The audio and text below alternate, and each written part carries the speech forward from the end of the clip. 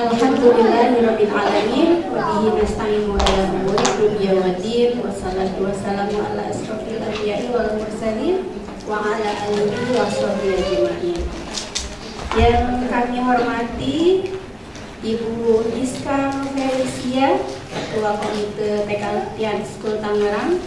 Yang kami hormati Ibu narasumber Ibu Nikita Yudarani, yang insya Allah dalam perjalanan ya semoga diberikan kelancaran dan kemudahan. Yang saya hormati panitia pelaksanaan seminar parenti, serta yang saya hormati wali murid dan peserta seminar pada pagi ini. Mari sejenak kita panjatkan puji syukur kehadirat Allah Subhanahu wa Ta'ala yang telah melimpahkan rahmatnya, karunia-Nya kepada kita, sehingga pada pagi ini kita masih diberikan kekuatan, masih diberikan kesempatan waktu untuk menimba ilmu di majelis ilmu Aula Al-Fitian School ini. Tak lupa salawat dan salam mari kita sampaikan kepada suri tauladan kita, Nabi Muhammad SAW, serta keluarganya, sahabatnya, dan insya Allah kita semua yang selalu istiqomah mengikuti ajarannya sampai yang akhir nanti.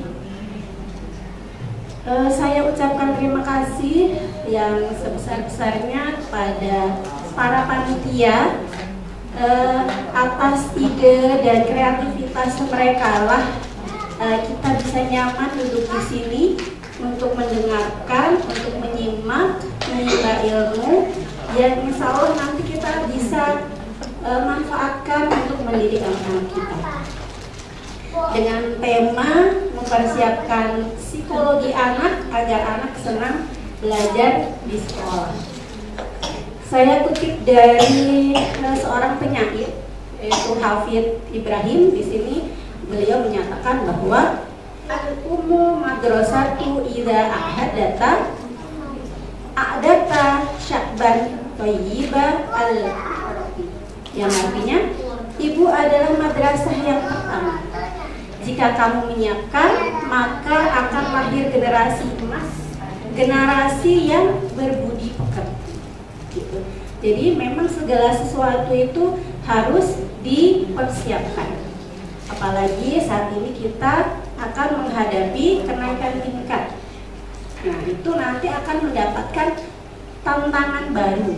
Ini ya, di sini akan mendapatkan tantangan baru. Nah, tantangan itu akan mempengaruhi psikologisnya, mempengaruhi mental dan fisiknya. Maka harus dipersiapkan mental dan fisiknya anak-anak itu untuk menghadapi dunia baru. Semakin luas geraknya, harus semakin kuat fisiknya. Semakin sulit masalahnya, harus semakin dilapangkan dadanya. Ya, jadi secara fisik dan mental. Nah, tantangan yang baru yang dan akan pasti semua akan menghadapi adalah bullying. Ya, bullying. Dari dulu sudah ada bullying itu. Namanya zalim. Ya, jadi sikap-sikap zalim. Kalau sekarang disebutnya bullying. Pasti semua akan menghadapi sikap-sikap zalim. Nah, bagaimana anak ini nanti atau orang tua pun juga merasa kadang-kadang anaknya yang sedih, orang tuanya yang baper. Anaknya yang kena masalah, orang tuanya yang sakit hati. Nah, itu juga harus dikelola emosi-emosi seperti itu. Bullying itu harus dihadapi, harus diselesaikan masalahnya. Kalau kita tidak siap, anak-anak tidak siap, maka anak-anak akan lemah. Bagaimana akan menghadapi tantangan zaman yang katanya zamannya itu udah 4.0, 5.0 ya. Kalau kita tidak disiapkan secara fisik dan mental, kita tidak akan bisa mewarnai dunia.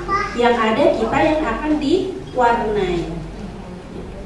Kita yang akan mudah terpengaruh. Nah, pendidikan itu dipengaruhi oleh 3 faktor: rumah, sekolah, dan lingkungan. Semua itu itu saling terkait dan tidak akan terlepaskan. Porsinya mana nanti yang paling kuat? Kalau sudah usia 7 ke atas, yang paling kuat adalah faktor lingkungan.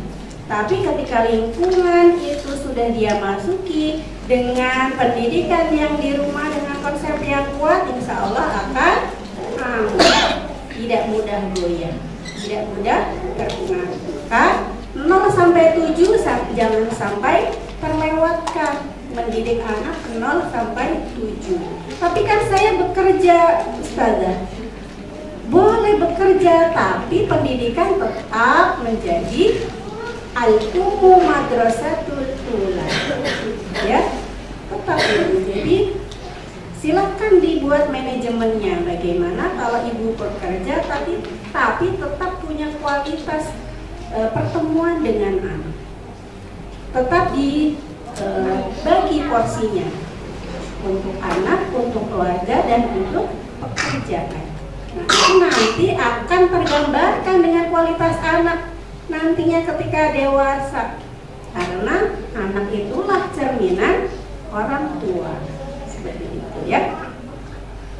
Nah, jadi ketika dari rumahnya sudah kuat konsepnya, konsep pendidikannya, maka dia akan siap menghadapi bullying. Karena tidak bisa dinafikan itu bullying, itu pasti ada, kezaliman itu pasti ada. Dan anak akan siap menghadapinya, bisa menghadapi orang-orang yang berbuat zalim kepada kita. Kemudian orang tua yang wajib mendidik tidak cuma ibu, tapi ayah juga. Jadi ketika mendapatkan ilmu parenting ini, diskusikan dengan ayahnya, tidak disimpan sendiri, karena porsinya juga harus sama. Dua-duanya harus mendidik, gitu. Karena anak orang tua itu ada juga, jadi harus sama-sama. Bagaimana bunda-bunda sudah siap? Sudah siap ya. Adab di majelis ilmu itu adalah memperhatikan apanya? Memperhatikan niatnya, kemudian memperhatikan materinya, kemudian dicatat. Bunda komite tadi sudah memberikan kecil ya, notes untuk mencatat. Jadi ada pencari ilmu itu dicatat, bukan difoto. Kalau difoto itu nanti kesekip aja. Jadi dicatat, kemudian dibaca ulang. Kalau sudah dibaca, dilakukan. Kalau belum bisa dilakukan, ya setidaknya dibikin quote lah, ya, quote hari ini. Parenting BLTK Alfitian, ya, menyebarkan ilmu itu menjadi pahala jariah. Setelah dilaksanakan, direfleksi. Kita lihat perubahan pada diri kita. Pada level berapa berubahnya? Selangkah, 2 langkah, 3 langkah. Kita refleksi. Baik, tidak panjang kalam dari saya, tapi panjang sekali ya. Saya mau tes dulu nih ke konsentrasinya bunda-bunda nih yang mau mencari ilmu. Karena mencari ilmu itu adalah seperti menggali emas. Ilmu yang akan menjaga kita, bukan harta yang menjaga kita. Oke. Saya mau lihat konsentrasinya. Coba rambut pada dasarnya warna apa? Roda mobil? Bola mata kita pada dasarnya warna? Ya, bola mata ya. Yang di dalam itu warna hitam. Kemudian aspal warna apa? Kelelawar itu tidurnya pada? Siang.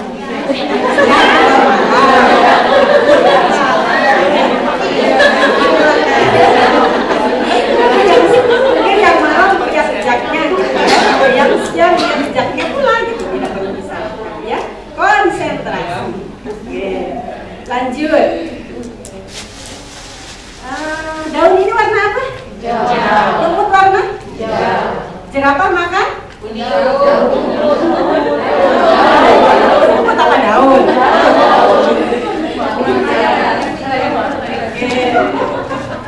Iya.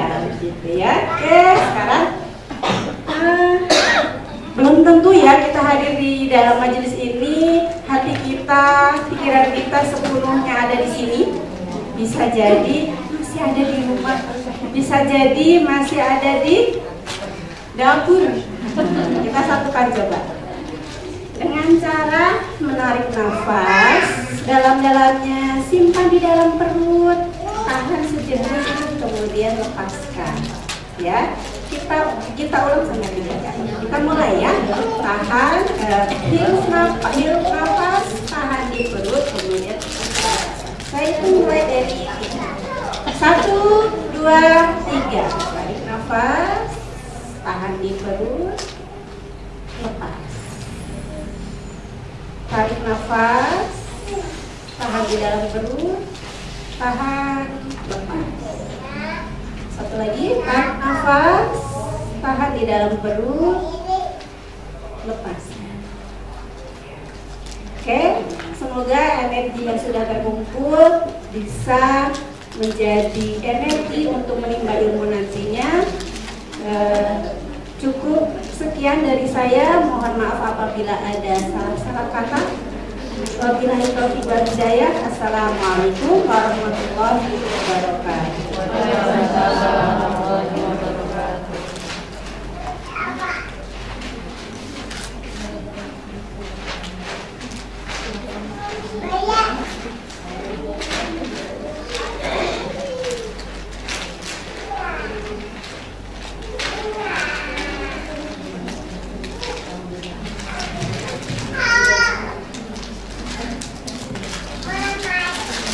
Terima kasih Ustaz Zahiri.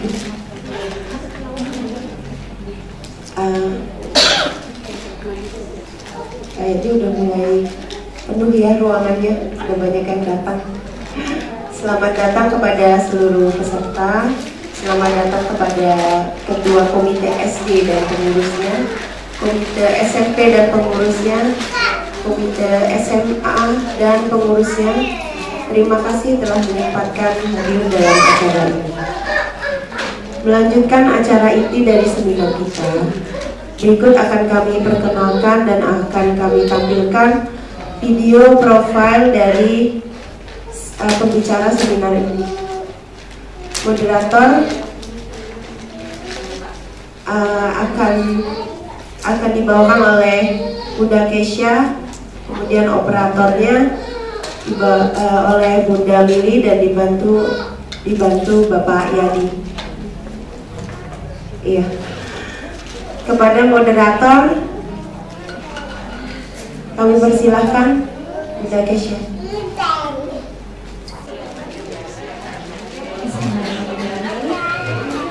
Mudah-mudahan soleha semua. Kita lanjutkan untuk acara pagi hari ini ya. Assalamualaikum warahmatullahi wabarakatuh. Mohon maaf ya, tadi ada sedikit kendala. Terima kasih kepada Bunda Zafran selaku MC atas kesempatan yang diberikan. Sebelum memulai acara seminar pagi hari ini, saya ingin menyapa yang terhormat Ustazah Sri Ningsih SPD selaku Kepala Sekolah TK Al-Fitian School Tangerang, Ibu Giska, Bunda Amis selaku Ketua Komite TK Al-Fitian School Tangerang, kepada Ibu Nikita Yudarani MPSI selaku pembicara pada acara seminar parenting ini, dan tentunya peserta seminar yang sudah hadir dalam ruangan ini. Baiklah hadirin peserta seminar sekalian, langsung saja kita masukin acara inti yang paling kita tunggu, yaitu penyampaian materi yang akan dibawakan oleh Ibu Nikita Yudarani MPSI.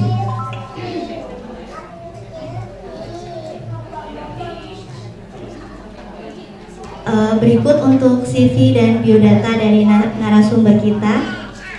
Beliau adalah psikolog klinis anak dan remaja yang ahli dalam bidang masalah tumbuh kembang anak seperti ASD dan ADHD, masalah belajar, regulasi emosi pada remaja, pola asuh orang tua pada anak, dan family therapy. Beliau juga merupakan founder Taman Seru. pada kesempatan kali ini beliau akan menyampaikan seminar parenting dengan tema mempersiapkan mental anak dalam menghadapi berbagai rintangan di sekolah.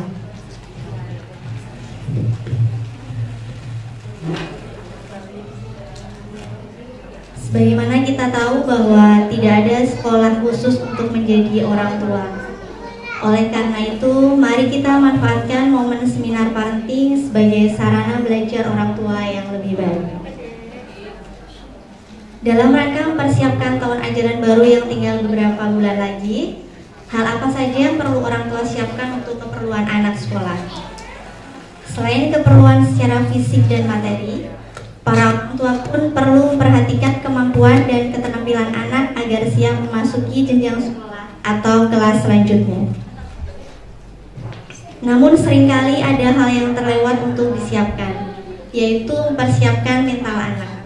Nah, bagaimana cara mempersiapkan mental anak dalam menghadapi berbagai rintangan di sekolah?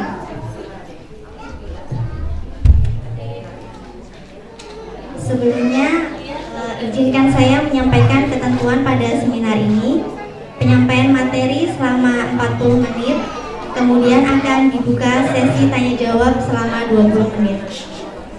Selanjutnya kami persilakan kepada Ibu Nikita untuk menyampaikan materinya. Assalamualaikum warahmatullahi wabarakatuh. Salam kenal ibu-ibu semua. Ini ada bapak-bapak nggak ya di sini?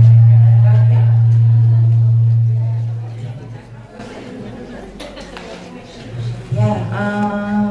Terima kasih banyak sudah bisa kumpul hari ini. Mudah-mudahan hari ini kita bisa berbagi ya, ibu-ibu semuanya. Kita akan membahas tentang gimana sih caranya mempersiapkan anak secara psikologis biar anak tuh lebih happy gitu ke sekolah, biar lebih senang ketika berada di sekolah. Boleh next dulu ini. Nah, sebenarnya senang itu sebenarnya datang dari proses penyesuaian dari berbagai tahapan kehidupan. Jadi kalau di garis bawah dari quotes ini tuh ada kata-kata penyesuaian ya. Jadi apalagi kemarin kita pandemi ya, pandemi 2,5 tahun lebih, pasti beda banget nih, butuh banyak penyesuaian baik kita dari orang tua maupun bagi anak-anak kita sendiri gitu ya. Silakan next. Nah, Bapak Ibu tahu kan setelah pandemi ini nih kita udah mulai beraktivitas normal ya. Udah macet jalanan di mana-mana, anak udah belajar offline 100% gitu ya. Udah mulai ekskul, pulangnya udah lebih sore gitu.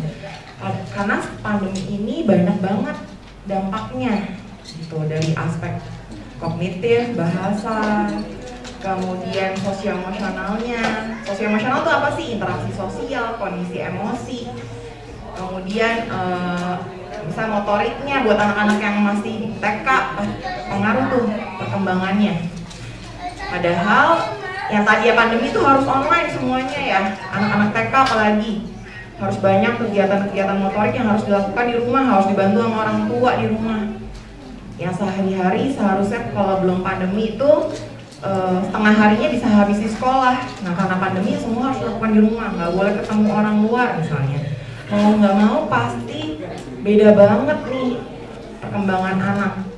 Ada proses adaptasi yang perlu dilakukan oleh anak dan orang tua. Nah, kalau di sini nih ada apa aja sih yang mungkin menjadi tantangan bagi orang tua? Tantangannya apa aja? Misalnya, anak yang pertama jadi sulit berteman dengan orang lain, gitu. Atau teman sebayanya karena saking jarangnya ketemu orang jadi takut misalnya.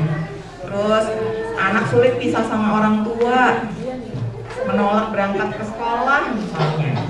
Terus yang tadinya nggak suka mukul atau dorong nih, adik udah lebih aktif misalnya, jadi suka dorong, suka mukul misalnya. Atau karena nggak tahu caranya berinteraksi sama teman sebayanya, jadi ketika maksudnya mau main nih, tapi mungkin tenaganya maksudnya mau ngelus, jadi dia dorong misalnya gitu. Atau yang kelima, anak nggak semangat mau sekolah, udah kebiasaan di rumah, online, gadgetnya jadi batasannya gitu. Pas sekolah offline, yang benar-benar belajar gitu ya, jadi nggak semangat mau ngerjain tugas, mau berangkat sekolah dan sebagainya. Mungkin ada tantangan-tantangan yang nanti bisa ibu bapak sampaikan ke saya, kita diskusi bareng ya gitu. Next. Nah, jadi kuncinya tadi perlu adaptasi ya, bukan cuma buat anak-anak tapi buat orang tuanya juga. Nah, ini challenge-nya nih, ini tantangannya nih, karena nanti kita akan bahas ya selanjutnya. Cuman adaptasi itu apa sih? Sebenarnya adalah kemampuan untuk belajar menempatkan diri dan bertahan pada situasi dan pengalaman baru. Jadi belajar gimana sih kita menyesuaikan diri terhadap tuntutan lingkungan di situasi yang baru. Next. Nah, yang akan kita diskusikan pada hari ini ada dua nih, ibu-ibu. Jadi yang pertama, faktor apa saja sih yang mempengaruhi perkembangan pada anak? Jadi kita akan bahas faktor-faktor apa saja yang mau nggak mau akan mempengaruhi perkembangan anak. Yang kedua, kalau udah tahu faktornya, terus ngapain orang tua nih, peran orang tua, peran lingkungan sekitarnya untuk memaksimalkan tumbuh kembang anak. Nah, kalau si Bronfenbrenner ini adalah seorang psikologis gitu ya. Dia sangat menarik banget nih teorinya.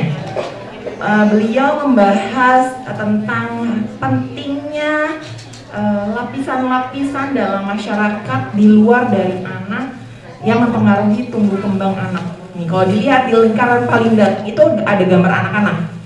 Karena anak itu dia sendiri punya punya faktor dalam dirinya sendiri yang mempengaruhi perkembangan pada dirinya sendiri. Jadi makanya lingkaran paling kecil itu anak-anak nih, si anaknya itu. Terus lingkaran di luar yang pertama, lapisan pertama itu ada keluarga, ada sekolah, ada teman sebaya, ada fasilitas kesehatan. Boleh next? Nah, kalau kita akan bahas hari ini lapisan yang paling terdekat dengan anak dan anak itu sendiri. Walaupun kalau di Bronfenbrenner tadi itu ada lapisan-lapisan luarnya tuh, tapi itu agak jauh. Kita coba fokus di lapisan yang pertama dulu ya, ibu-ibu ya. Karena lapisan yang kedua, ketiga itu pemerintah, kemudian negara dan lain sebagainya. Mungkin agak jauh, mungkin berdampak ke tumbuh kembang anak gitu ya, tapi agak jauh gitu. Kita fokus ke lingkaran yang paling dekat dengan anak dan anak itu sendiri, yaitu tadi rumah, keluarga, sekolah, fasilitas kesehatan, sama teman sebaya. Next ibu. Oke. Yang pertama kita bahas tentang keluarga. Faktornya apa sih yang mempengaruhi di keluarga itu? Bisa menstimulasi perkembangan regulasi emosi. Yang kedua, memfasilitasi faktor dia untuk kemampuan bina dirinya. Bina diri itu kayak apa sih? Ya, makan sendiri, berpakaian, ngerjain PR sendiri, beresin tempat tidurnya sendiri, dan lain sebagainya. Rasa tanggung jawab itu juga dipupuk di keluarga, di faktor di rumah. Karena kan selain sekolah, anak ngabisin waktunya sehari-hari ya di rumah dengan ibu, dengan bapaknya, dengan adiknya, dengan kakaknya. Jadi rasa tanggung jawab itu besar perannya diterapkan juga di rumah. Gitu. Next.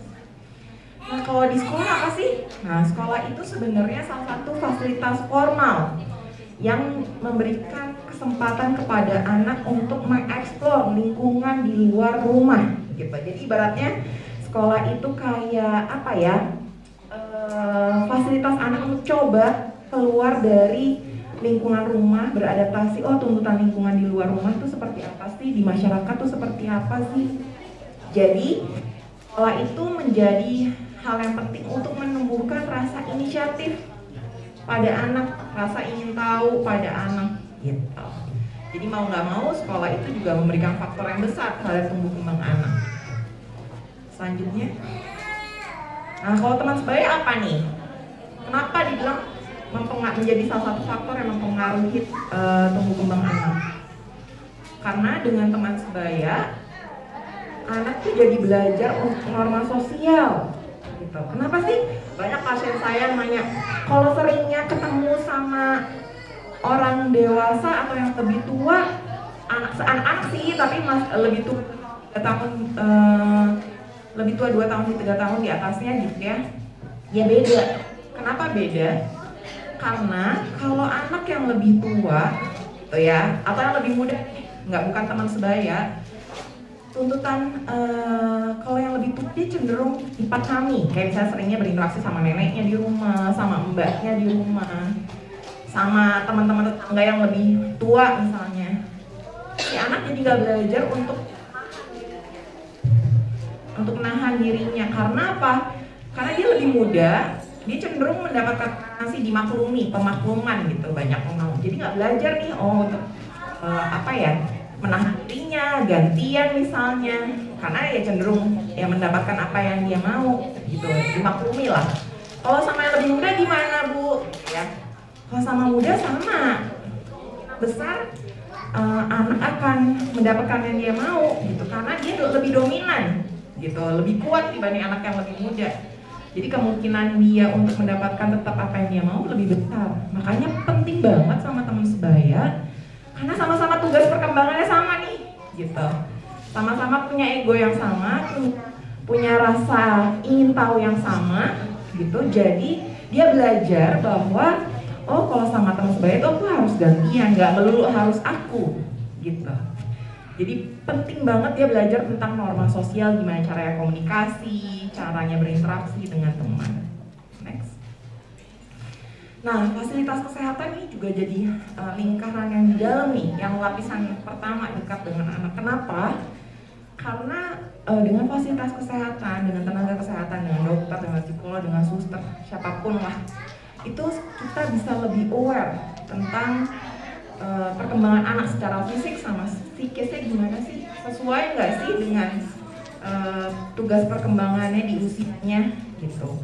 Kita juga jadi lebih kenal anak kita tuh sebenarnya ada di posisi mana gitu.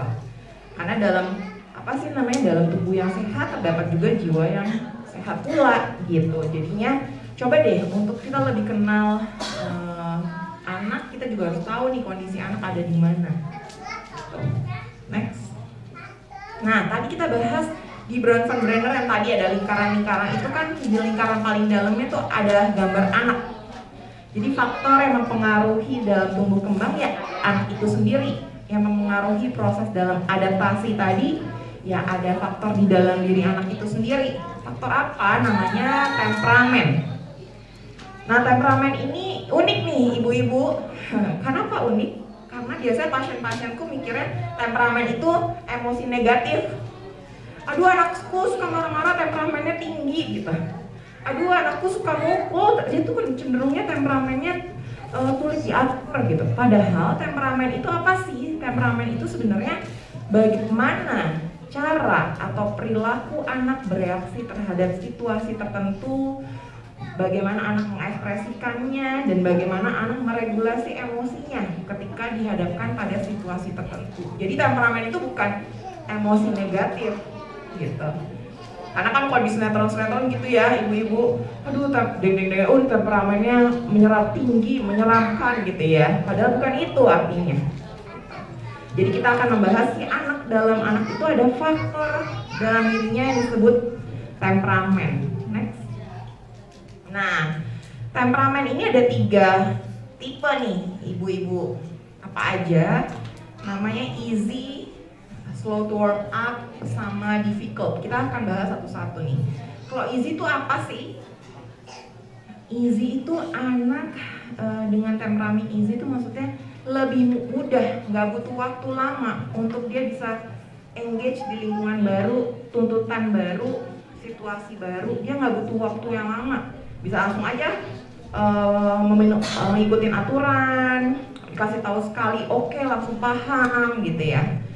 Ada juga yang tipikalnya slow to warm up.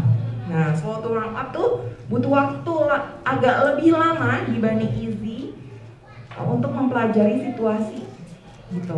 Dia butuh ibaratnya kalau kompor nih, kompor listrik gitu Bu. Kompor listrik jadi butuh waktu panas dulu, ditunggu dulu. Dia butuh observasi dulu gitu. Butuh mempelajari dulu lingkungan sekitarnya, baru kemudian dia menentukan perilaku apa yang akan aku tampilkan ketika berada dalam situasi baru. Biasanya tipe kalau anak-anak kayak gini nih, ibu-ibu senangnya tuh kalau lagi mau ke tempat saudara yang belum pernah didatengin gitu, atau sekolah yang tempat yang datengin tuh perlu ada kisi-kisi.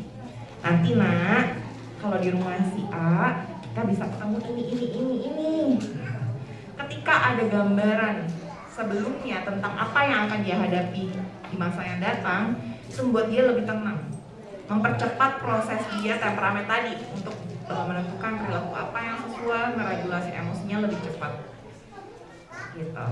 Nah kalau yang difficult apa sih? Difficultnya agak susah, ibu, bukan agak ya, cenderung susah untuk dia beradaptasi di lingkungan tertentu. Kadang-kadang mungkin butuh 2 bulan, 3 bulan, bahkan ada pasienku yang sampai setahun belum bisa adaptasi, susah banget tuh ngerjain PR, disuruh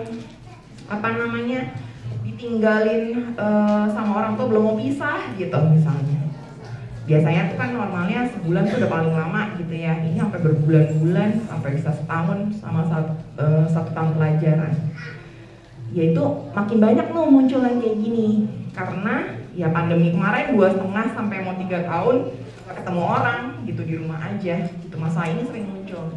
Akhirnya orang tua harus banyak usaha yang dilakukan orang tua, kerjasama dari beberapa pihak tuh. Kalau anak-anak yang difficult temperamennya butuh kerjasama sekolah gitu, atau sama gurunya, sama psikolognya, sama dokternya gitu. Butuh beberapa pendapat untuk anak ini bisa beradaptasi di lingkungan gitu. Silakan nih. Jadi apa ya yang bisa kita lakukan sebagai orang tua? Kita udah tahu nih tadi faktor-faktornya ya, ada faktor di dalam dirinya anak, temperamen tadi, terus ada faktor keluarga, sekolah, teman sebaya, fasilitas kesehatan. Nah, next, yang kalau kita mau sebagai orang tua untuk memaksimalkan perkembangan kognitif atau bahasanya, yang bisa dilakukan adalah berikan kesempatan anak untuk mengeksplor kegiatan akademis dan non akademis gitu. Akademis dan non akademis ya hubungannya dengan pelajaran lah ya ibu-ibu, hubungannya dengan penilaian benar atau salah gitu. Tapi kalau non akademis tuh berhubungan dengan eksplorasi yang berhubungan dengan minatnya dia, yang bukan hubungannya dengan menang kalah, benar salah, enggak. Jadi ya cuman kita memfasilitasi dengan serius apa yang jadi minatnya anak gitu. Terus mendampingi anak ketika belajar, ini juga menstimulasi perkembangan kognitifnya nih, kemampuan berpikirnya anak. Kenapa? Karena anak itu beda-beda. Kita misalnya punya 2 anak nih atau 3 anak, gaya belajarnya si A bisa beda sama B sama C, gaya belajarnya si B juga bisa beda sama C sama A. Jadi beda-beda, setiap anak punya keunikannya masing-masing. Nah tugas kita adalah mendampingi belajar dengan cara belajar yang sesuai bagi anak itu gitu. Misalnya ada yang lebih mudah untuk dengan harus ada prakteknya gitu, atau harus ada benda di depannya baru bisa paham, cuma dijelasin doang gitu.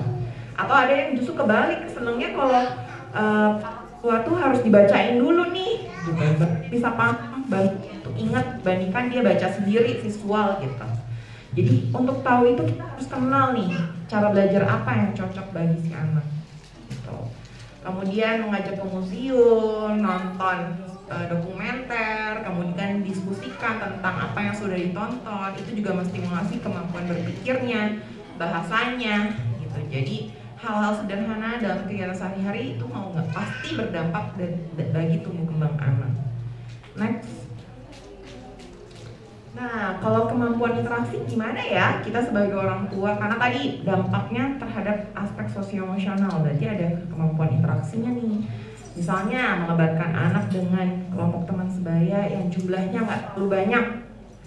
Karena kemarin pandemi nggak ketemu orang banyak gitu ya, dia agak awkward misalnya ketemu sama jumlah orang yang langsung banyak, nggak tahu mesti gimana. Coba deh, tapi tetap nih tugas perkembangannya dia harus sosialisasi sama teman sebaya.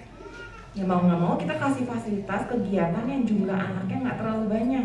Misalnya cuma 3 orang, maksimal 5 orang misalnya gitu.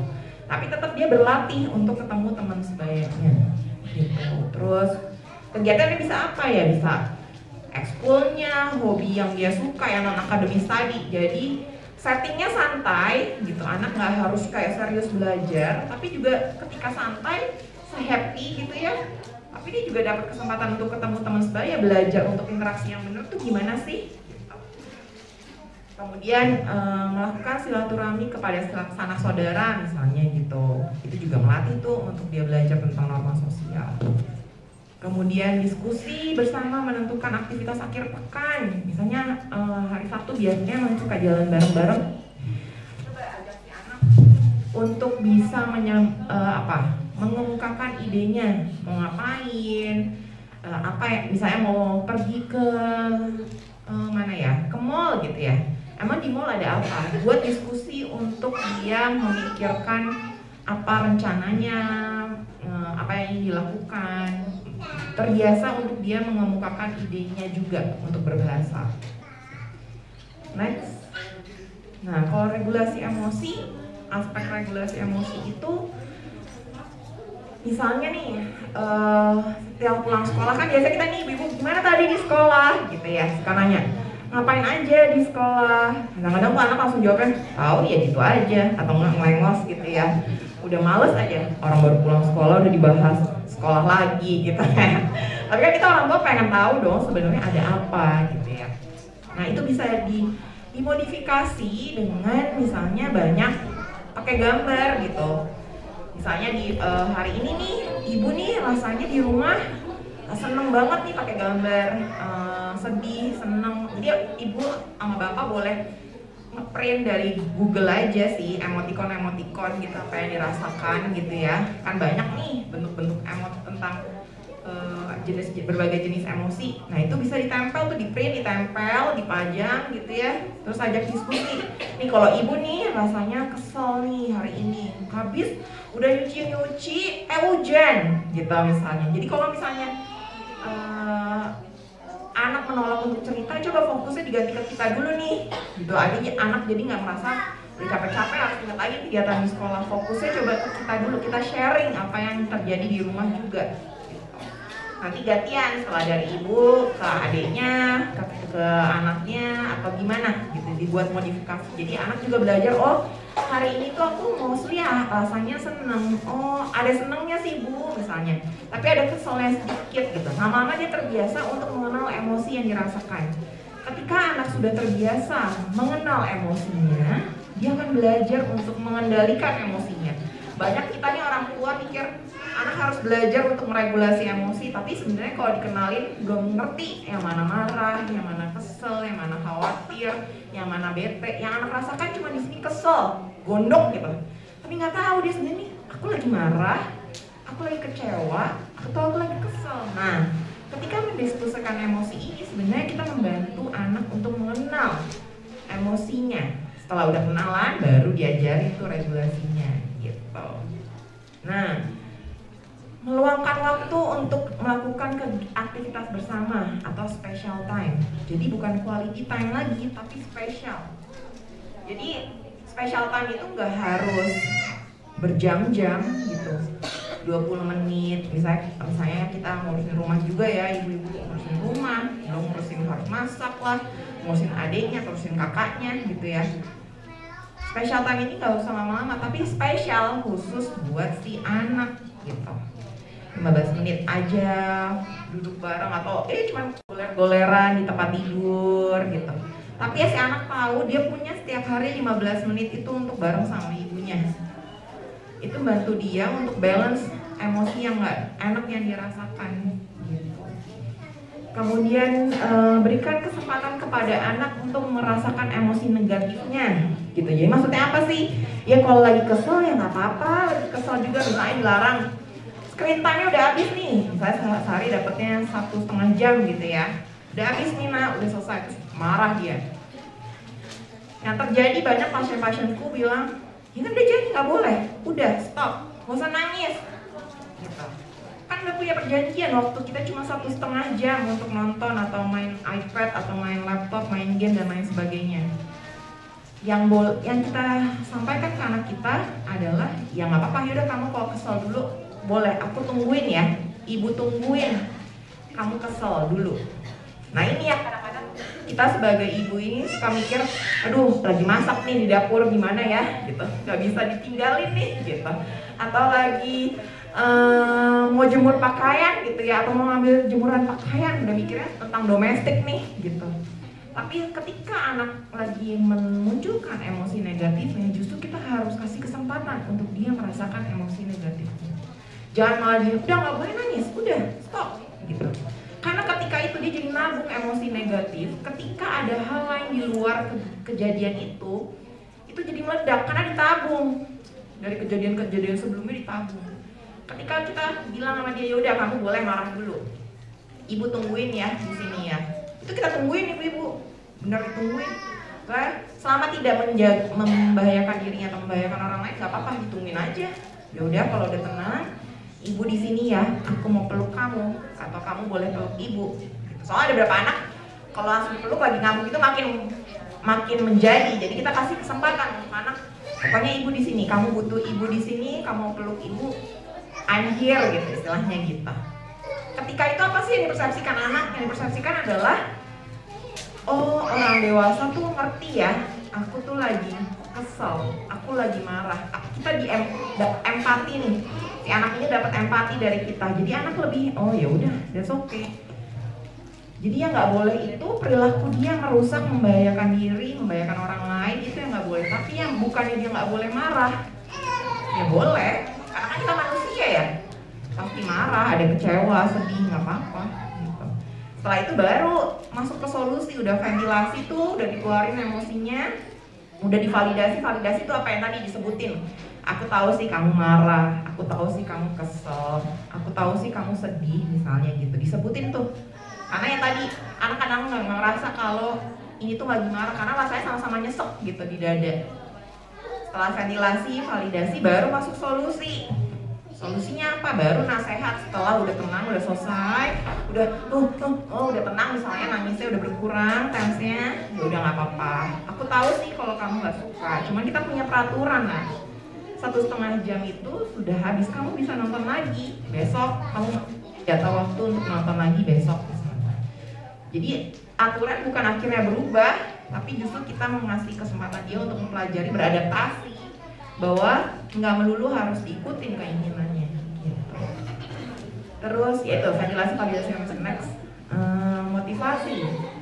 Nah untuk motivasi sebenarnya kita bisa berikan pengakuan pada atau pujian atas usaha yang dilakukan oleh anak. Jadi harus garis bawah ini, pujian dan pengakuan terhadap usaha.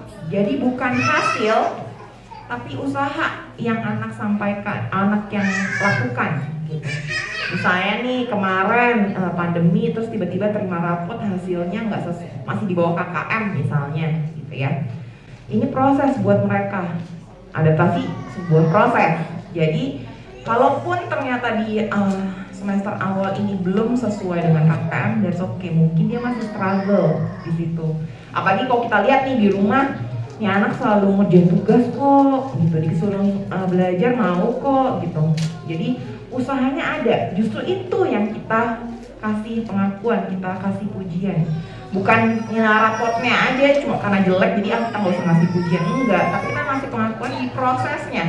Karena nih anak sudah berproses, cuman memang hasilnya belum sesuai dengan ekspektasi, gitu. Tapi kan bukan berarti nih anak nggak berusaha, gitu.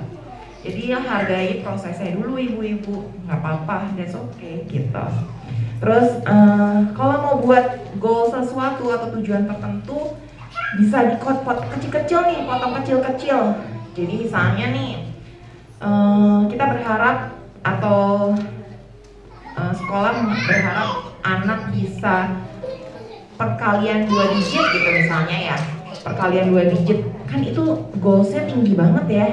Besar banget ya.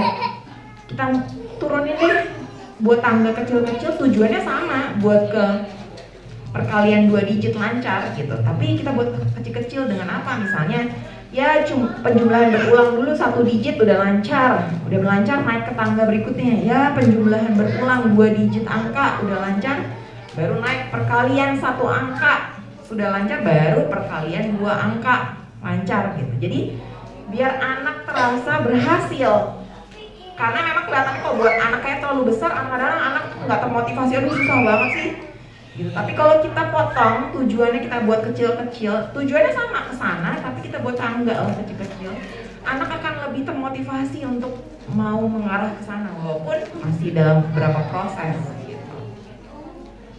Kemudian nah, untuk caranya anak diajarkan untuk termotivasi adalah coba kasih kesempatan hal-hal baru, mencoba hal-hal baru. Misalnya apa? Misalnya ikut kompetisi sederhana, kompetisi gambar, atau misalnya kalau les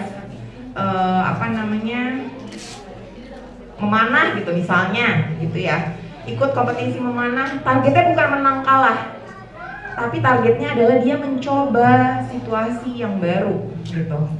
Belajar untuk mempersiapkan dirinya, karena kan kompetisi memanah atau performance tertentu itu nggak setiap hari, nggak setiap minggu dia temui. Jadi ada proses di mana dia harus mempersiapkan bahwa ada hal baru di luar rutinitasnya yang dia hadapi dan itu menyenangkan gitu. Nah itu yang kita ajarkan sebenarnya pada anak untuk mengikuti kompetisi tertentu bukan karena untuk buat supaya dia merasa bangga aja. Bangga sih udah pasti ya, kalau menang apalagi. Tapi bukan menang kalah yang kita lihat, tapi kita mempersiapkan anak kita bahwa ada loh kegiatan di luar rutinitas sekolah, di rumah yang sekali-sekali kamu harus hadapin dan itu fun gitu. Itu kemudian ya next. Nah kalau kemandirian nih, ini apa yang bisa dilakukan oleh orang tua? Berikan tanggung jawab sederhana di rumah, misalnya merapikan tempat tidur, menaruh pakaian baju kotor di tempatnya, nyiapin makan piringnya sendiri, mempersiapkan alat sekolahnya, jadwal tidurnya yang rutin. Dengan ada kegiatan seperti ini membantu anak kita untuk lebih mandiri. Next. Nah jadi sebenarnya ada nih 5 hal penting yang perlu kita ingat sebagai orang tua. Apa aja? Yang pertama, hargai proses adaptasi anak. Yang namanya proses antara anak satu dan anak yang lain pasti berbeda gitu ya. Jadi boleh kita lihat, oh si A ini udah ini, oh si B udah ini, tapi jangan sampai kita juga lupa bahwa setiap anak punya keunikannya masing-masing gitu. Ekspektasi kita juga harus disesuaikan sebagai orang tua. Disesuaikannya gimana? Ya kita harus juga kenali kelebihan, kekurangan anak. Bukan kekurangan sih, tapi lebih hal-hal yang masih harus dikembangkan oleh anak-anak gitu. Yang masih bisa dikembangkan, masih bisa diubah. Kita harus lebih kenal anak kita, jadi kita akan lebih menghargai, kita akan lebih bersyukur terkait proses yang sedang dijalani anak kita nih. Kemudian kerjasama dengan berbagai support system. Support system itu tadi lingkaran yang di luar anak. Kerjasama nih sama sekolah. Kalau ikut kegiatan non akademis, misalnya ikut kegiatan berkuda, memanah, atau gimnastik atau apapun ya. Kerjasama sama coachnya, sama pelatihnya, diskusi. Gimana tadi anak saya apa yang harus lakukan? Oh seneng Bu, misalnya seneng banget Bu tadi dia udah punya kesempatan untuk bisa memanah dengan benar misalnya gitu. Jadi perlu support system, diskusi dengan gurunya juga, kalau perlu guru BP-nya juga, psikolog sekolah, psikolog anak, dokter, untuk bisa kita memaksimalkan si tumbuh kembang si anak nih gitu. Kemudian yang terakhir dan yang paling penting, kenapa? Karena sebenarnya nggak apa-apa kalau kita melakukan parenting itu susah gitu. Dan kadang-kadang nggak selalu berhasil, nggak apa-apa juga gitu. Yang penting kita tahu bahwa kita udah di jalan yang tepat, di jalur yang tepat gitu. Tapi semua itu proses. Hari ini berhasil, belum tentu besok berhasil. Atau kadang-kadang udah berhasil terus, tiba-tiba ada kadang-kadang kitanya juga capek sebagai orang tua gitu ya. Kadang-kadang suka fokusan, lupa tuh ventilasi, validasi, solusi, lupa. That's okay. Yang penting kita berusaha untuk bisa menjadi orang tua yang lebih baik gitu. Dan anak juga kan sebenarnya tergantung dari kitanya gitu. Jadi nggak apa-apa, hargai aja prosesnya. Itu. Next. Jadi untuk bisa memelihara anak, merawat anak itu butuh orang satu desa. Makanya bilang it takes village to raise a child. Jadi butuh satu orang sedesa, bukan cuma satu bapak ibu aja, tapi butuh satu orang sedesa buat satu anak. Karena itu PR tumbuh kembangnya anak itu banyak aspek yang harus kita kembangkan gitu. Next. Ya sekian, terima kasih sudah mendengarkan. Mudah-mudahan singkat, kita karena masih ada waktu nih, lebih banyak diskusi aja kali ya Bu Azi ya. Jadi kalau misalnya ada orang tua ibu-ibu yang mau sharing boleh. Kalau misalnya nanti saya bisa bantu jawab berkaitan dengan materi boleh, di luar materi sesuai dengan tumbuh kembang juga boleh, silahkan. Terima kasih Bu.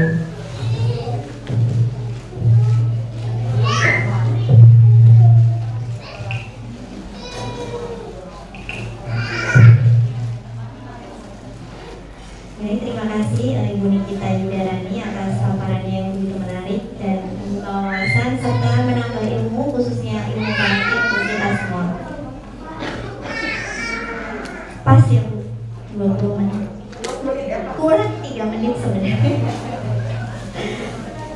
Untuk sesi selanjutnya adalah sesi tanya jawab. Bagi peserta yang ingin bertanya kami persilakan atau diskusi dengan Ibu Nikita ya. Peserta yang ingin bertanya bisa menyebutkan identitasnya terlebih dahulu, kemudian boleh pertanyaan diajukan secara singkat dan jelas ya.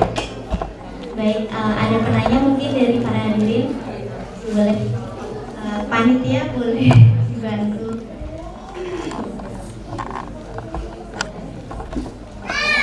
Maaf Bu.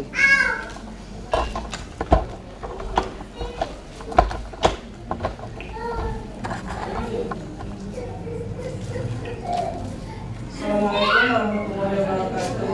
Waalaikumsalam warahmatullahi wabarakatuh. Saya dengan Umi Atifah dari SD. Ibu yang Umi Atifah dari SD. Ingin saya tanyakan, apa hal-hal yang tidak boleh dilakukan orang tua supaya anak itu bisa tumbuh dengan memiliki inisiatif yang baik di setiap kondisi. Itu yang pertama. Yang kedua, apakah orang tua boleh bicarakan mengenai kesulitan ekonomi orang tua kepada anak? Apakah itu kalau misalnya boleh, apakah itu tidak mempengaruhi tumbuh kembang si anak dalam menggapai cita-citanya? Maaf, satu lagi ya. Yang ketiga, setiap anak itu kan memiliki proses cara belajar yang berbeda-beda. Itu yang mempengaruhi apa ya? Maksudnya apakah hal itu dipengaruhi oleh pola asuh orang tua atau apa? Sekian, assalamualaikum warahmatullahi wabarakatuh.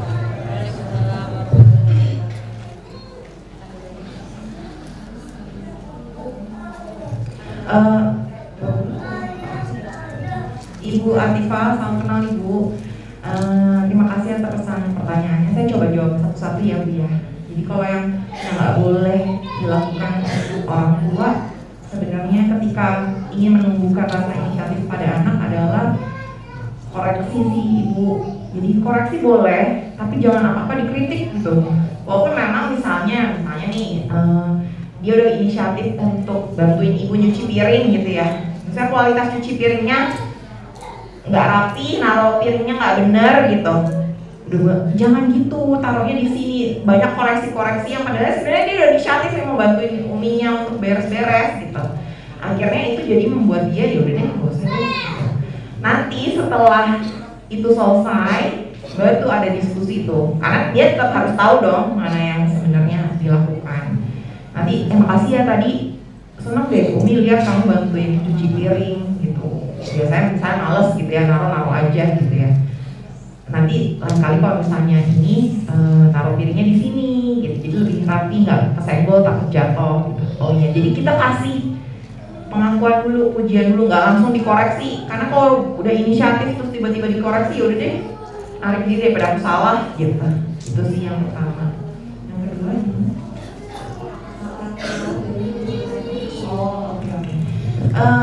untuk anak usia berapa ya Umi? SD tadi ya? SD kelas berapa ya? Sebenarnya sih konteksnya dulu sih Umi, maksudnya mau dilihat seberapa pentingnya dampaknya. Kalau kelas 6 kan sebenarnya dibilang remaja ya juga belum, dibilang anak-anak juga udah agak gede gitu ya. Jadi sebenarnya harus dilihat lagi konteksnya, maunya gimana sih, konteks dalam hal apa nih. Kalau untuk kuliah kan masih jangka panjang gitu misalnya, atau konteks apa dia mau ikut kegiatan apa. Kalau yang sederhana misalnya oke, nggak apa-apa kamu mau ikut ekskul ini misalnya, atau kegiatan apa di luar yang mungkin agak berat dilakukan gitu ya, yang sesuai dengan minatnya, diskusikan aja itu nggak apa-apa, boleh sih, tapi nanti kita coba cari uangnya dulu, kita nabung dulu misalnya gitu ya. Sederhana-sederhana sih nggak apa-apa, karena anak-anak juga harus tahu ya cara kondisi situasi keluarganya itu seperti apa sih sebenarnya. Karena udah di usia itu anak udah bisa mengobservasi, udah ngeliat nih, bisa menganalisis, udah punya kemampuan berpikir. Kalau yang sederhana sih nggak apa-apa sih ibu. Gitu. Kemudian untuk pertanyaan ketiga, punya cara belajar anak itu kan berbeda-beda, apakah itu selalu betul asuh atau bagaimana? Ya, sebenarnya kalau cara ajar ibu itu sifatnya bawaan. Jadi dia punya minatnya sendiri dan itu nggak ada salah atau benar. Gitu. Jadi ya cara belajarnya aja yang berbeda. Apalagi sebenarnya kita bersyukur sih ibu-ibu, karena kan sekarang sekolah tuh tipenya macam-macam ya. Gitu. Jadi nggak dulu kayak zaman kita yang cuma dengerin, nyatet gitu ya. Tapi ada beberapa anak cara belajarnya mungkin nggak bisa dengerin namanya nyatet, tapi harus banyak prakteknya. Nah di zaman sekarang nih banyak sekolah seperti itu kan. Jadi sebenarnya ketika kita mengetahui cara belajar yang tepat yang lebih mudah dipahami anak, itu akan lebih mudah buat anak menangkap, menyimpan informasinya. Kan kayaknya belajar bukan cuma numpang lewat kan. Gitu. Nah sebenarnya kalau tanya apa yang mempengaruhi ya bukan cuma pola asuh sih, tapi lebih ke minatnya si anak itu bawaan. Gitu. Semoga bisa jelas ya ibu. Sudah jelas buat ini. Untuk selanjutnya boleh pertanyaan kedua, kami persilakan.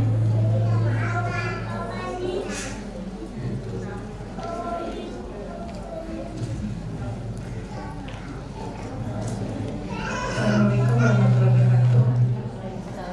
Saya Bunda Salisa. Saya punya anak yang saya punya 3 anak, SMK, SMP, sama SD. SD sampai saat ini karena bungsu mungkin ya Bu ya, jadi agak manja. Jadi ada kasus di sekolah, rupanya dia tuh lupa bikin PR. Nah ternyata dia ngamuk gitu loh, sampai bullying. Tapi bukan nggak cerita, tapi temannya yang cerita. Nah, terus saya dengan otomatis begitu dengar itu langsung saya nasihati gitu. Tapi dia diem aja, ngambek aja. Jadi saya bingung gitu loh, bagaimana cara menghadapi anak ini, karena memang kan sifat anak pertama itu mandiri, apa-apa bisa dikerjakan sendiri gitu. Anak kedua juga alhamdulillah, karena bungsu mungkin ya, jadi apa-apa itu emosinya tuh menurut saya bikin saya juga tambah emosi gitu. Jadi karena anak pertama mandiri, anak kedua mandiri, begitu ketemu anak ketiga ini kolokannya minta ampun, Kaget ya Bu ya? kaget sayanya gitu loh. Jadi ya saya sempat bilang gini, adik jangan bikin begitu, adik malah mancing ibu bunda emosi gitu loh. Apakah sikap yang harus saya lakukan gitu anak seperti ini? Ya, paham sih ibu, pasti nggak enak banget ya rasanya, bingung ya Bu ya, udah punya 3 anak, perasaan udah pengalaman di 1 kedua lancar gitu ya, tiba-tiba dapet yang ketiga agak unik gitu ya, agak unik. Sebenarnya sih kita perlu lihat dulu sih ibu ini seberapa sering, apakah ini sampai mengganggu atau cuman kejadian itu aja gitu. Mungkin kalau emang kejadiannya itu aja, di saat itu aja gitu ya, bukan yang kejadian berulang, kita harus lihat juga mungkin dia lagi apa ya, ada tuntutan yang lain, kita nggak tahu nih ada trigger-trigger yang lain sampai akhirnya masalah itu jadi tantrum, masih sampai emosinya nggak stabil. Kita harus lihat juga pemicu masalahnya apa di belakang itu gitu. Walaupun kita tahu kayaknya cuma masalahnya karena nggak ngerjain PR 1 kali terus dia nggak ngomong gitu ya gitu. Terus yang pertama. Yang kedua, kalau misalnya lagi anak menunjukkan perilaku itu, ya kita coba berempati tadi ibu, ventilasi dulu gitu. Yang tadi ibu lakukan sebenarnya ibu berusaha menenangkan, tapi akhirnya solusinya di depan gitu. Ya kenapa deh kalau kayak gitu, ngomong aja ini gitu. Jangan apa, jangan akhirnya kayak gini, ibu taunya dari temennya misalnya gitu. Itu yang akhirnya solusinya di depan, padahal nih akhirnya makanya sih adik kan langsung diem aja ngambek gitu. Nah sebenarnya coba deh kalau agak diubah solusinya di belakang jadi nasihatnya di belakang gitu, tapi lebih kita berempati sama kondisinya. Ada tadi tuh Umi dengar gini ya, gimana perasaannya misalnya, gimana saya sedih ya, sampai kamu katanya nangis gitu misalnya gitu, karena lupa ngerjain PR gitu. Ya pasti nggak enak ya, lupa rasanya ngerjain PR, harusnya udah biasanya nggak lupa nggak ngerjain PR, ini tiba-tiba lupa ngumpulin PR, pasti rasanya nggak enak. Jadi kita kasih kesempatan untuk dia menciptakan situasi yang aman dan nyaman, bahwa ini bukan akan dinasehatin gitu, dia akan rasa nyaman ngeluarin emosinya. Yang terjadi itu mungkin si adek akhirnya mendem karena dia ngerasa kalau aku ngomong nanti aku dimarahin nih, makin mengungkem gitu, makanya ditabung tuh emosinya. Yang kita lakukan sebagai orang tua coba ciptakan bahwa it's okay adek, nggak apa-apa gitu. Kalau yang kan yang nggak boleh sebenarnya dia mukulnya, dia nyakitin orangnya, nyakitin diri sendirinya, nggak boleh itu. Tapi bukan berarti dia nggak boleh kesel. Bisa jadi si adek itu sebenarnya pernah muka gitu karena dia frustasi sama dirinya sendiri gitu, merasa bersalah gitu. Jadi justru kita berempati dulu sama si adek.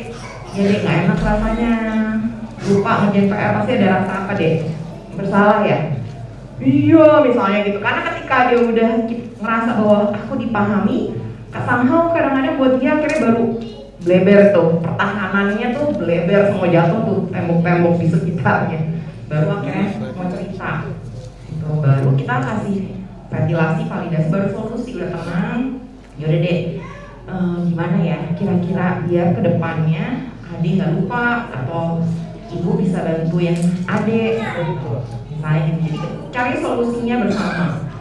Nah, atau kita gini deh, misalnya buat jadwal gitu, misalnya kalau ada PR dibuat di papan tulis kecil depan meja belajarnya gitu. Jadi Umi tahu, adik juga ingat kalau setiap saat, oh ada PR nih, ada PR. Nanti kita bareng-bareng untuk sementara Umi akan bantuin adik dulu.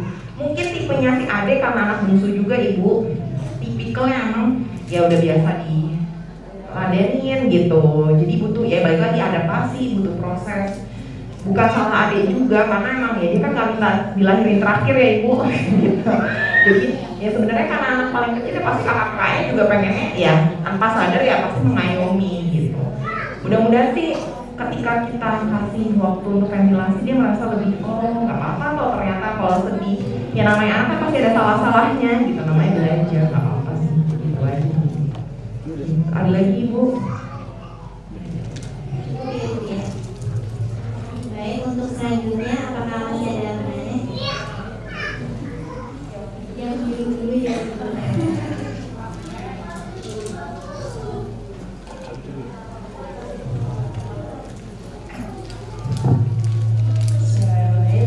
Assalamualaikum warahmatullahi wabarakatuh.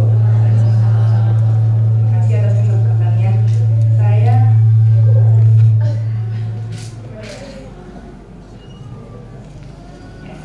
Saya Bunda Silmi dari orang tua dari SD ya Bu ya. Jadi saya mau tanya itu mungkin agak sama mirip dengan tadi Ibu tadi, cuma perbedaannya ini ujian itu anak saya yang pertama malah bukan terakhir. Jadi memang saya punya 4 anak Bu, yang pertama perempuan, yang 3 itu laki-laki. Jadi Berapa itu yang pertama? perempuan. Umur berapa? Kelas 4 SD. Jadi dia tuh dengan sadar gitu melakukan, ibaratnya contoh kecil kalau misalkan saya ada sholat berjamaah gitu kan ya, saya ada sholat berjamaah, terus saya bilang saya udah dikasih tahu dulu kalau misalkan Bunda sudah komat, itu berarti kan sudah siap di sudah kita bareng-bareng gitu kan. Nah, itu seringkali setelah sudah rakaat ketiga gitu kan, pun demikian bukan dia melakukan sesuatu, dia dengan sadar melihat dari jauh baru ya pas sudah rakaat keempat udah mau salam baru ikutan gitu kan.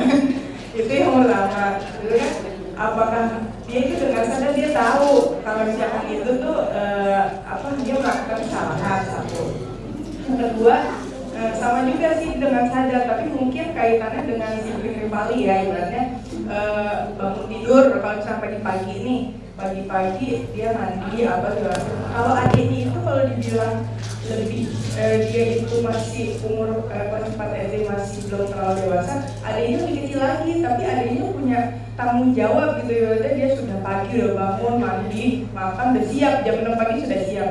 Iya, kakaknya ini 6:30 baru bangun, baru nengok-nengok, terus baru mandi gitu kan. Dengan keadaan tenang, saya tanya kenapa sih kak gitu. Iya, biarin aja biar adiknya kena hukuman gitu kan. Ya maksudnya mungkin si Bing paling gitu kan, kesel mungkin adiknya, padahal kan kita juga menerapkan sama ya sama adiknya semuanya. Gak boleh gitu dong, kita sama-sama ya kan, kita kan mau maju sama-sama, berangkat sekolah juga kan sama-sama. Adiknya itu kelas 2 SD Bu. Jadi kan pernah satu waktu ayahnya nganterin dulu adiknya. Jadi ini kakaknya kita diemin dulu nih, ini maunya sampai kapan ini mandi lama segala macam. Tetap aja telat juga gitu kan, maksudnya ini gimana ya solusinya, maksudnya kalau kita diamin semakin parah kan gitu kan. Tapi kalau misalnya kita tegasin ya akhirnya dia jadi marah sama kita kan, kenapa sih bunda marah-marah gitu. Jadi gimana kamu marah-marah, dari intonasinya pelan, dari subuh naik sampai mau berangkat adiknya sudah siap dan sering kena ikop gara-gara kakaknya kayak gitu loh Bu. Terima kasih ya. Terima kasih Bu. Terima kasih Bu pertanyaannya. Ya, balik lagi nih Ibu, kalau dilihat bisa jadi pertanyaan nomor 2 itu bisa jadi ada sibling rivalry atau jangan-jangan dia juga nggak semangat mau sekolahnya, bukan karena sibling rivalry-nya tapi emang nggak semangat mau sekolahnya. Juga perlu digali lagi gitu Bu, apakah memang karena kan sekarang si kakak ini udah kelas 4 SD. 4 SD itu benar-benar jenjangnya dari 3 ke 4 itu gap-nya jauh tuh Ibu. Biasanya 2-3 oke lah, nggak terlalu jauh. Tapi 1-2 oke lah, nggak terlalu jauh. Tapi 3 ke 4 itu lumayan jauh tuh tingkat kesulitannya naiknya gitu. Apalagi kemarin pandemi online gitu ya. Ini juga buat dia tiba-tiba offline, langsung gue kelas 4 gitu.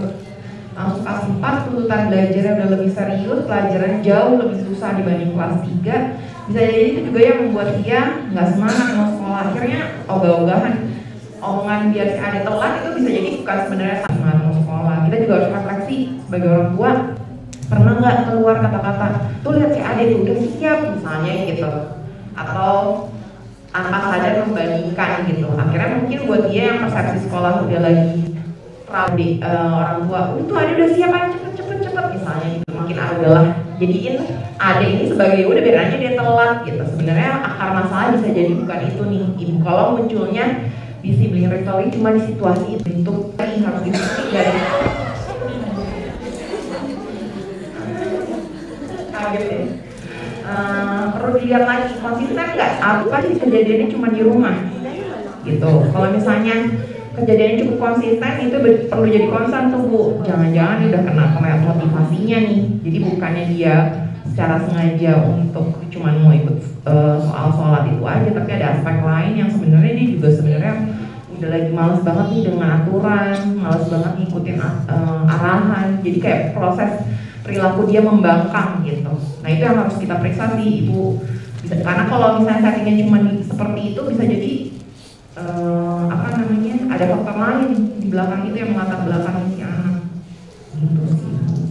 Kalau yang bisa Ibu lakukan dalam waktu dekat ini coba deh untuk ya tadi balik lagi ciptakan situasi yang aman dan nyaman, bukan cuma nasihat. Coba direfleksi lagi sama Bapak juga, jangan-jangan saking susahnya diatur belakangan ini kita kurang punya waktu untuk ngobrol yang netral, special time tadi. Jadi bolak-balik kan anak yang 4 nih Bu, belum sempet nih untuk special time. Jadi ini anak nggak bisa mumet aja sendiri si kakak nih, karena kan di kelas 4 udah bisa berpikir lebih baik ya. Mumet sendiri aja yang kelihatan kesannya itu di sholatnya maunya terakhir, nggak mau jamaah, dia kakak terakhir aja misalnya. Atau sekolahnya jadi males-malesan. Bisa jadi ada belakang lain yang kita belum kelihatan nih sama si kakak, ada belakang lain. Coba special time dulu deh Ibu. Terima kasih. Lagi ya untuk bermain. Maaf ini pertanyaan terakhir ya Bu, mengingat waktu ya. Terima kasih. Dengan Yuna dari SD. Mohon maaf mau bertanya, ini mengenai pertemanan ya. Mungkin untuk anak-anak yang lebih seperti SD, SMP atau SMA. Barangkali wajar ya kalau anak-anak itu berteman sesuai dengan mungkin ada persamaan hobi atau apa, sehingga dalam satu kelas yang 25 orang misalkan itu akan ada 7 orang deket dengan beberapa 3 orang yang lain juga ada kayak semacam kelompok-kelompok gitu ya. Dan barangkali itu juga bisa satu orang mungkin nanti di kelompok ini, tapi terus besok lagi pindah ke kelompok lain gitu. Mungkin tidak seperti geng, tapi terkadang itu memang kelihatan bahwa mereka lebih nyaman dengan anak-anak yang mana begitu. Nah, ada masalah barangkali misalkan begini Bu, ada satu anak yang biasanya mereka berenam, terus akhirnya mereka ada satu anak yang lebih dekat lagi karena mungkin ada hobi baru atau gimana dengan anak yang lain. Nah itu direaksi sebagai mereka meninggalkan kelompok, dia meninggalkan kelompok. Terus barangkali juga bisa ada yang mereaksi kelompok-kelompok pertemanan itu sebagai ngegeng gitu. Jadi akhirnya komunikasi di antar pertemanan itu jadi nggak sehat. Ada unsur ada yang seperti memilih-milih teman gitu.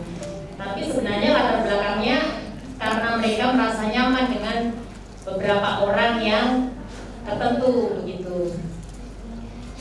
Yang mau saya tanyakan, kriteria apa atau ukuran-ukuran yang bagaimana kita bisa mengatakan bahwa itu normal. Artinya pertemanan, kedekatan seperti itu tidak perlu aman gitu ya, aman. Mungkin ada kriterianya Bu, sehingga kita bisa ngasih masukan ke anak-anak berteman dengan sehat, tidak bikin teman seperti itu. Terima kasih. Assalamualaikum warahmatullahi wabarakatuh. Sebenarnya sih menarik nih Ibu pertanyaannya, karena sebenarnya di usia remaja pembentukan identitas diri itu memang perannya dari peers, dari teman sebaya. Makanya mereka suka berkelompok ngegeng ya, bilangnya nggak ngegeng tapi sebenarnya ngegeng gitu. Ngegeng itu kan bahasa kayak ya bahasa umumnya gitu, tapi sebenarnya itu emang tahapan yang mau nggak mau harus dilalui Ibu. Karena dengan justru jadi concern, kalau pertanyaan apa yang harus jadi concern, justru jadi concern kalau remaja itu malah nggak punya geng, nggak punya teman dekat, itu justru jadi pertanyaan. Wah ini usianya kamu nih harus udah mulai ngegeng nih, udah tahu nih apa jadi minat aku, apa yang jadi hobinya, aku tertarik sama dia karena punya minat yang sama. Karena proses ini di usia itu memang proses pembentukan jati diri itu dengan banyak berinteraksi dengan teman sebaya gitu. Kalau misalnya mau jadi concern tuh harus gimana sih? Kalau misalnya sudah membahayakan orang lain, membahayakan diri sendiri, itu harus jadi concern. Frekuensinya misalnya udah kan sekarang akhirnya kadang suka mau bully gitu ya.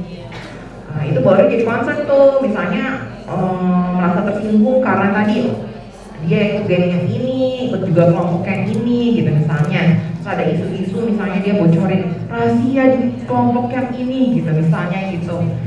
Kalau misalnya itu sampai jadi bullying, ya itu jadi concern. Bullying kan juga ada termsnya ya Ibu, maksudnya bukan cuma sekali dua kali, tapi bullying itu ada dua aspek. Dilakukan berulang, kemudian yang kedua ada sosok yang lebih dominan gitu.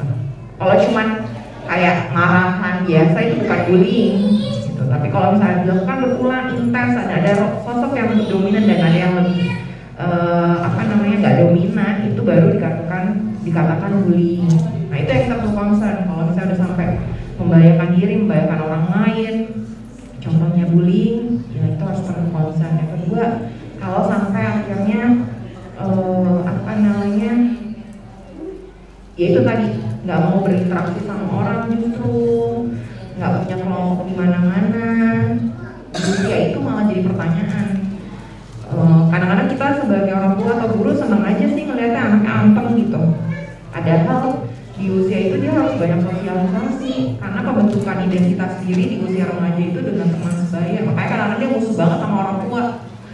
Di usia tuh kayaknya musuh besar tuh orang tua gitu. Nah ini challenge-nya nih sebagai orang tua. Itu ada lagi nih trik-triknya. Salah satunya kita nggak bisa menganggap bahwa kita lebih dominan dibanding mereka. Itu belajar lagi nanti kita. Karena kalau remaja itu kompleks banget, remaja itu fase yang cukup complicated lah gitu. Itu sih, jadi dilihat lagi kalau sampai udah frekuensinya sampai sesering itu membahayakan diri, membahayakan orang lain, terus dia malah nggak berinteraksi sama orang lain, justru itu jadi concern kita. Gitu. Terima kasih. Terima kasih.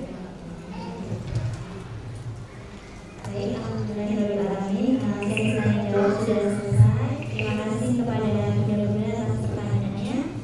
Semoga penjelasan dari ibu kita sudah cukup jelas dan menjawab pertanyaan yang berbeda saja.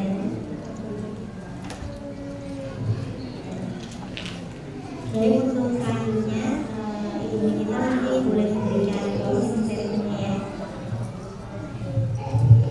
Ya, terima kasih ibu-ibu udah sharing, kita berbagi. Saya juga dapat ilmu baru nih, kondisi di kenyataan itu seperti apa sih, ternyata masih seperti itu ya, challenge-nya masih banyak ya. Closing-nya sih hari ini intinya kalau kita ingin memaksimalkan tumbuh kembang anak, kita coba untuk menghargai prosesnya gitu. Kita juga punya ekspektasi, coba di-adjust juga ekspektasinya ke kondisi anak. Jangan sampai kita setting ekspektasi kita sebagai orang tua, tapi anaknya ngos-ngosan gitu. Jadi coba hargai prosesnya, kerjasama dari berbagai pihak, coba berempati dengan kondisi anak gitu. Terima kasih Bu. Sebelum menutup seminar pagi ini, saya akan mencoba menyimpulkan hasil seminar kali ini. Persiapkan psikologis anak agar anak senang belajar di sekolah. Rasa senang datang dari proses penyesuaian di berbagai tahapan hidup. Beberapa faktor yang mempengaruhi perkembangan anak yaitu rumah atau keluarga, sekolah, teman sebaya, dan fasilitas kesehatan. Orang tua memiliki peran penting dalam proses adaptasi anak yang meliputi kemampuan kognitif atau bahasa dengan memberi kesempatan anak untuk bereksplor kegiatan akademis dan non-akademis. Kemampuan interaksi dengan mengajak anak bersilaturahmi kepada sanak saudara. Regulasi emosi dengan meluangkan waktu untuk melakukan aktivitas bersama, untuk meluangkan special time. Memberikan motivasi dengan memecah goal-goal besar dalam bentuk kecil agar lebih mudah untuk dicapai. Kemandirian dengan memberi tanggung jawab sederhana di rumah seperti merapikan tempat tidur dan menyiapkan piring makan. Selain itu ada beberapa hal penting yang perlu diingat sebagai orang tua, yaitu untuk selalu menghargai proses adaptasi. Proses adaptasi anak, menyesuaikan ekspektasi, mengenali kelebihan dan kekurangan anak, bekerja sama dengan berbagai support system, dan menikmati setiap proses dalam mengasuh.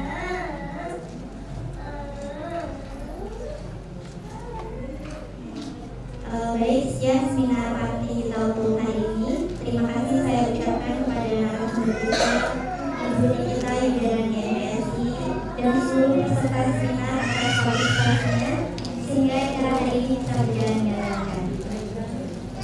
Saya selaku moderator undur diri dan mohon maaf jika terdapat kesalahan. Oh ya, sebelumnya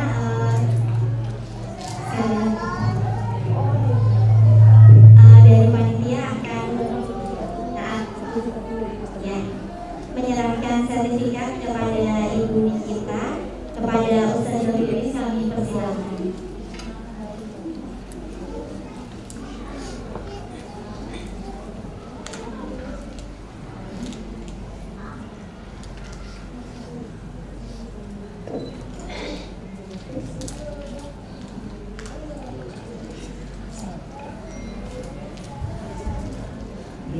Parselnya dibuka.